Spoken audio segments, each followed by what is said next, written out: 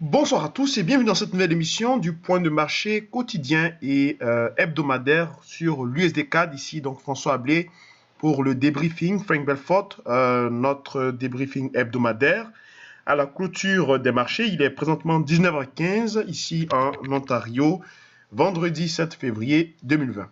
Alors, bien sûr, je ne suis pas étonné, voire surpris de l'évolution de l'USD-CAD parce que je crois que depuis que l'USD-CAD a été à 1,30 500, c'est-à-dire ici, hein, on a fait pratiquement du sans faute jusqu'à à 1,33 parce que je vous avais dit que les marchés financiers n'évoluent pas de façon hasardeuse. Il y a bel et bien une logique derrière les prix et c'est ce que je me force à vous faire comprendre depuis toutes les émissions si vous me suivez attentivement, en tout cas sur la paire USD-CAD. Je crois que je suis un des spécialistes de cette paire, de cet actif. Et on a bien vu que, si vous vous souvenez, il y a de cela 2 semaines, je vous avais dit que lorsque 1,32, c'est-à-dire le seuil d'équilibre entre les acheteurs et les vendeurs sur cette paire, s'il tient, ben, cela veut dire que l'USD-CAD va tout simplement annihiler ses volontés acheteuses qu'on allait se retourner. Par contre, si on surpasse 1,32, on va assister à une sorte de stabilisation avec un fonds acheteur parce que le pétrole était fragilisé. On a perdu pratiquement près de environ 30% depuis le début de l'année, donc depuis janvier 2020. On le voit bien ici qu'il n'a pas pu confirmer le seuil des 64 dollars le baril et ça a été le plongeon parce qu'on a clôturé à l'intérieur du canal et ça c'était bien avant que la pandémie du coronavirus fasse son apparition, d'accord. Les cours avaient déjà pratiquement pricé ça. Je vous avais dit également que le dollar index était pricé pour aller chercher la barre des 99 points, voire 99,50. Et j'avais même dessiné ce rectangle ici, que vous le voyez, qui n'a pas bougé d'un iota. Et pendant ce temps, on continue toujours de progresser. Donc, tout est là, tout est devant vous. C'est la raison pour laquelle que nous animons ces émissions. C'est pour vous donner donc un suivi et puis aussi des stratégies afin que vous puissiez affiner votre timing d'intervention. Le dollar canadien, l'indice du dollar canadien, c'est pareil. On avait une série de bons chiffres. Après, ça s'est stabilisé. Après, on a commencé à baisser. Vous vous souvenez, il y avait un range à ce niveau-là. On a cassé le range. On a commencé à baisser fortement. Et ce canal également n'a pas bougé et on allait pratiquement le toucher. Donc, il était déjà dessiné avant qu'on ait ce plongeon. Et ce plongeon-là, il est relatif à la baisse, bien sûr, du pétrole, qui jusque-là ne s'est pas encore retrouvé. D'accord? Il est en train de se stabiliser et on vient à peine de faire de finir la première semaine du mois de février. D'accord? Donc, dans la stratégie du lundi, je vous avais dit que le marché au niveau du pétrole tend à se stabiliser aux alentours des 51 dollars, 50 et 51 dollars le baril. Et pour l'instant, il n'y avait pas de péril à la demeure parce qu'on se stabilisait, voire on poursuivait donc le chemin qu'on avait déjà emprunté. Ce qui veut dire que l'USD-CAD était soit neutre, voire haussier, donc neutre avec un fond haussier. Et comme vous le constatez ici, on a commencé, après cette impulsion, on a commencé à se stabiliser et on allait toucher la barre des 1,33 dont je vous avais énoncé que si on cassait 1,32, on allait viser 1,33 parce que c'était pratiquement acté à cause de la faiblesse non seulement du pétrole, mais aussi à cause aussi de du renforcement du dollar. Donc, jusque-là, c'est pratiquement un sans faute. Il n'y a pas eu de surprise sur l'évolution des cours. Maintenant, on arrive vers les seuils décisifs, c'est-à-dire au niveau des, si je me mets en clôture, moi j'aime bien ça. Donc, les clôtures en daily, au niveau des 1,33, on le voit bien que ici, si je prends mon croissillon, il y a une résistance ici.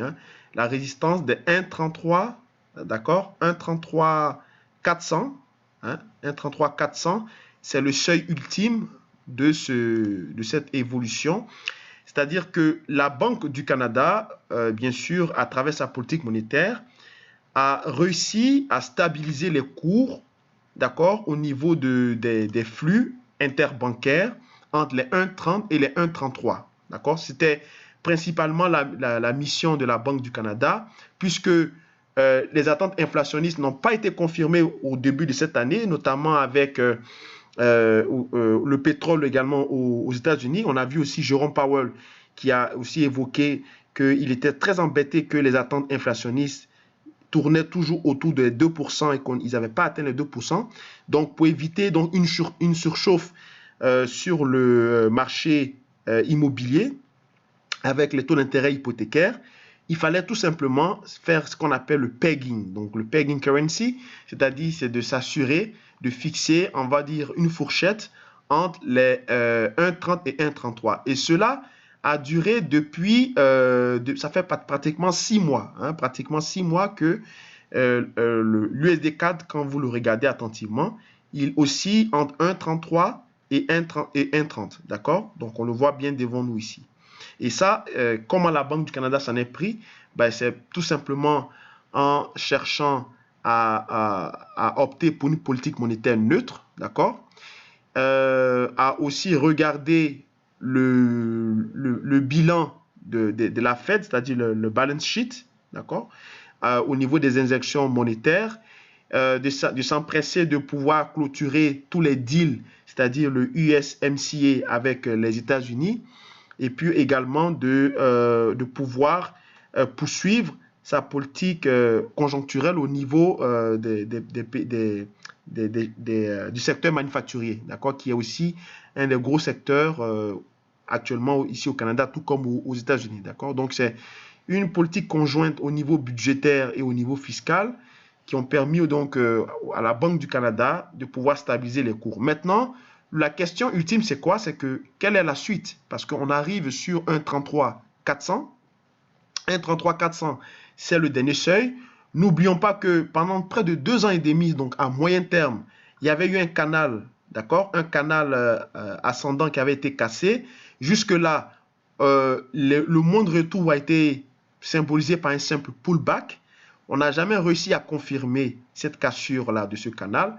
Et qu'est-ce qui va se passer? Est-ce que l'USD CAD va casser le haut, donc pour aller chercher le seuil des 1,38, 1,40, donc le seuil ultime ici, invalidant ici cette sortie de canal, parce que si on invalide cette sortie de canal, ça va donc pousser les acheteurs drôlement, ça va renforcer un signal acheteur puissant, mais en même temps, ça va dans la même lignée aussi que le ralentissement économique, d'abord qui était, on va dire, conditionné par deux choses, l'environnement des coronavirus, d'accord, donc qui poussait le pétrole à baisser, généralement qui symbolisait une sorte de ralentissement, ralentissement ou d'air récessif, ralentissement économique mondial, puisque si les pays producteurs, ou la plupart des pays producteurs et aussi exportateurs sont contaminés ou touchés par cette pandémie, eh bien, il en va de soi que les demandes venant de ces pays-là vont tout simplement se réduire, d'accord? Donc,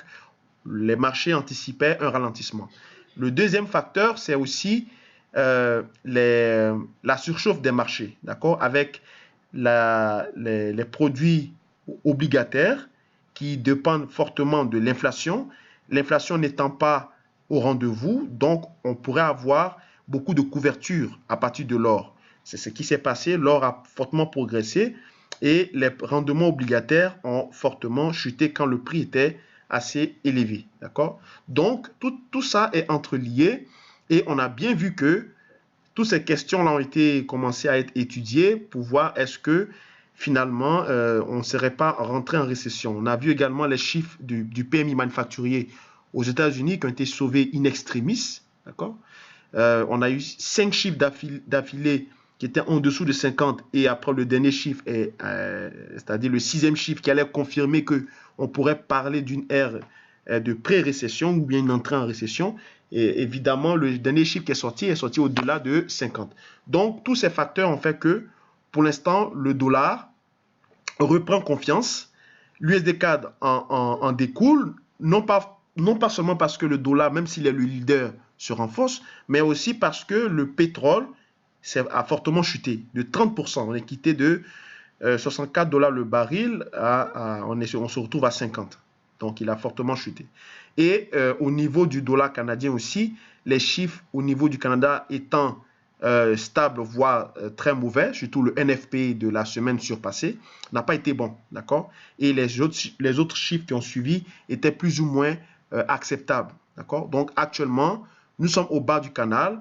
Rien ne nous dit qu'on va rebondir, parce que si on regarde bien sûr en hebdomadaire comment est-ce qu'on a clôturé la semaine, on a clôturé dans le rouge, d'accord? Donc ce qui veut dire que il y a quand même des possibilités que le marché puisse casser aussi ce canal et poursuivre donc sa correction.